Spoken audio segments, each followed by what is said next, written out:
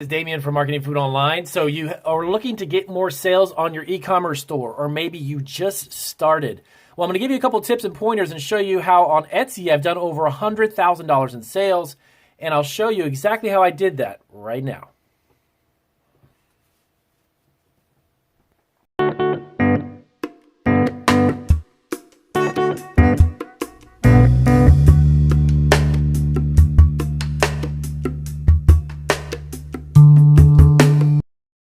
All right, so like I mentioned in the introduction, I'm going to give you some tips and pointers on how to get your sales going on Etsy, specifically Etsy and e-commerce kind of in general, but I want to really kind of focus on Etsy because that was the platform that was able to kind of skyrocket our business about 10 years ago when we first started out. We did have a store on eBay, but we did very well on eBay, but not as good initially as we did on Etsy. And I'm going to give you some tips and pointers on how we just sold over six figures. Just to let you know, a really quick disclaimer, we sold over $100,000, but it was not in one single year initially, okay? This was not something that we put up some website, as you may see a lot of these videos on YouTube that claim you can sell $100,000 in 30 days.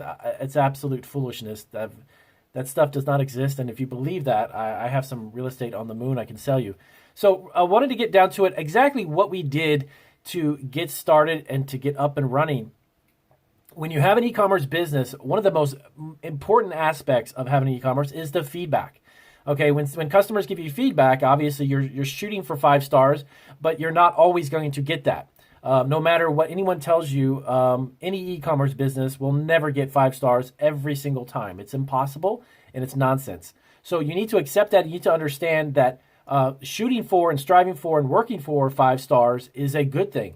Will you always get it realistically? No, but that's okay. And I'm actually going to tell you a great reason why I don't really focus anymore on how many 5 stars we get. Is it important to get 5-star feedback? Of course it is. But when you get something that's less than 5 stars and you make an attempt to resolve it, and unfortunately, either the customer does not change the rating or doesn't go back and update it after you've resolved it, that happens a lot, okay? And to get customers to give you a 5-star on every transaction is near impossible, okay? If you go to some of the biggest websites out there, even Target, Walmart.com, Target.com, Amazon.com, there's a ton of not 5-star ratings on a lot of products and a lot of services. But that's okay. And I'm going to tell you why it's okay. So here's what I've learned. When we have a product and we post it up and it's a let's say chocolate covered pretzel and it has a certain topping on it. Okay? Let's say it was a chocolate covered pretzel with coconut, right? Something really unique. And I'm going to give this as an example. So we posted that and we sell it very frequently. Do we get 5 stars on it? No. But what I've noticed is that the more unique the flavor profile, the more unique the product is. If you have a bunch of 5 stars and you have a bunch of 3s and you have a bunch of 4s, and you have 2s, you have a variety of ratings, it's going to stir the interest of the consumer. It's going to stir the interest of the customer. Do they look at the 5-star ratings? Do they look at all the ratings to make a decision, to make their judgment on whether they want to buy your product? Of course they do. But at the end of the day, the one unique thing about food compared to, selling cell phones or medicine or whatever it may be that you're selling, the unique thing about food is that people are interested and curious about how it tastes. So if you've got a bunch of 5 stars and you've got a handful of 2 stars, the customer's going to look at both of them. But the interesting thing is just that, is it's the curiosity of how it tastes. Someone would be willing to buy a new food product with maybe a new food profile, maybe something that's gluten-free, maybe something that has a less sugar, maybe something that has a new flavor profile that's mixed in with a new nutrient that's high in protein. They're willing to try that, at least to give it a shot. And when you think of the millions of customers that could potentially looking at your product, that's a lot of people kind of experimenting with food. So don't get too excited. Don't get upset. Don't get down. Don't get discouraged when you've got a bunch of 5 stars and you start to get maybe a couple 3 stars. Maybe it didn't taste good for them, but the 5-star ratings are your product's amazing. I tried your protein bar and your protein bar was just outstanding. Anyone who's interested in a protein bar and comes across that listing is going to judge it and they're going to weigh it out a little bit, but they're always going to want to try it. Okay. If you're selling a USB cable or a printer, okay, it's a printer. It does a certain job. It does a certain task. Obviously, if you sell it, you can spell it out for what it does. If the customer's needs are, well, that printer does this and this and this, that they'll buy it. If it just doesn't do what they need, they'll go on to another product. Food is something that's kind of experimental. People like to try it and try something new, okay? Even if you have a product that's similar to someone else's, they're still going to want to try it. Okay, so now that I spoke about feedback, don't let it get, like I said, don't let it get you down. Don't get it discourage you. Keep pushing forward, and if you can, try to, of course, resolve. If you've got a 3-star or 4-star or something other than 5-star, contact the customer, obviously. You need to have customer service skills, too. When you have an e-commerce business, it's not like you're going to post a product and it's on autopilot, and all of a sudden, the entire store is going to take care of itself. You need to maintain that, and you have to do it on a daily basis. I would highly recommend you do it on a daily basis. Even if you're doing it part-time, if you work full-time, come home at night, and then your second job, because you're trying to pursue a new different career, a new business, and you want to open up an e-commerce business, at night, you need to address those issues, get your package up, your products, whatever it may be, okay? Now, how do you get sales on a product, excuse me, how do you get sales on your product or sales on your store when you just start out? Number one, you need to be patient. It does not happen overnight. And if you've heard that before, good. Well, I'll be the next person to tell you. It does not happen overnight. You need to always be on it. You need to be consistent. You need to be on your store. You need to allow it time to attract customers, okay? And now how long can that be? I can't tell you. Nobody can tell you how long that will be. But if you're looking to get sales quicker, here's an idea. When I started on eBay, I did about $20 or $30 a month. Yes, a month when we first started. And mostly was with a lot of our baked goods and cookies and candies and such. So it's a little bit of a challenge to get people when you first start out to get attracted to your product, okay? But what I did was I ended up eating some money on a lot, no pun intended, but eating it on my profits when I first started. And here's what I mean by that. So some of our cookies that we had are about $24.99 for 2 dozen, $24.99 to about $22.99. So I put it at our cost, which is considerably smaller than that. I did it at cost just to get it out there. It cost me some money, of course, because I broke even. I wasn't making any profit initially up front. And for me, that was just my judgment call. And also, I only did it for a very small period of time, just a couple of months or so. It wasn't like I did this for years. But I did it just to get the feedback, to get the ball rolling, to get people to try it and then review it. And then little by little, incrementally, I started to go up on the price, okay? And then what I noticed is that I was able to build a foundation of reviews. And on that reviews, on all those that I got, that allowed me then to bump up the price to where I wanted it to be. And I could rely on those reviews to sell more products. The biggest aspect of e-commerce when it comes to selling a service or a product, doesn't matter what it is. If you're selling anything online, is the feedback that you're going to get from those customers, okay? And in order for you to do that, sometimes when you first start any business is the most expensive part of a business endeavor is when you're starting. If you're doing a consulting business, for instance, when you want to get clients, it's going to cost you money to get customers. It's going to cost you money to get those clients because you have to advertise even more. You have to double down on what you're investing in either social media marketing, if it's going to be marketing any other way online, if you're going to create accounts that are going to help you, like email marketing even. In order for you to accumulate those emails and then send out emails, you're going to have the software. You're going to have the services. You have to put it out there first in order for it to be viable and for it to work.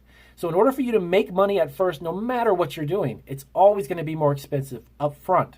But that's a good thing because once you cross over that hurdle and the ball begins to roll and you begin to get more customers and you get more reviews, then it becomes cheaper and cheaper. And what I mean by that is that you may have to break even, maybe even lose a little bit of money to sell a handful of products up front to get the reviews you need. And then little by little, you progressively increase that retail price to where you want it to be. Now, let's say you had 20 items, okay? Now, do you have to do that on all of them? No. What I did was we actually had about 2 dozen or so items. We didn't have a lot, nowhere near the 400 plus items that we have now, but I had about 2 dozen items. Now, I'd probably say about 6 or 7 of them I literally broke even or even lost a little bit of money on. Not a lot, but I wanted to sell it at a price that would appeal to the customer to the point where they would buy it, taste it, because I believed in our product enough, because I knew that our product was good, and it's made to order, so it's as fresh as possibly can be. So once you do that, it's going to allow your customers to buy it at a price that's going to be extremely reasonable. They can try it, and then the review. That's what you're getting. That's what you want, is that review. So once you begin to get reviews coming in, hey, that was fantastic, that was great, I loved it, then you can go up, and then you can begin to sell more of it. Now, there was a concept, it's actually still being used in retail stores, and I actually use it on some of our stores online, and I've mentioned it, I think I did 2 videos on this quite some time ago, but it's called loss leaders. And what it is it's actually a product that retail stores will take a hit on, but it's very, very small. If you ever go to Walmart, you ever go to Publix, you ever go to Kroger, there's a lot of these little bins of products that are buy one, get one, or 50% off, or something like that. And they'll actually advertise it in their flyers. You know, when you get flyers in the mail, I don't have one with me right now, but when you get a flyer in the mail and the grocery store says, hey, come in our store and get for 1 cent, you get a can of green beans or whatever it may be.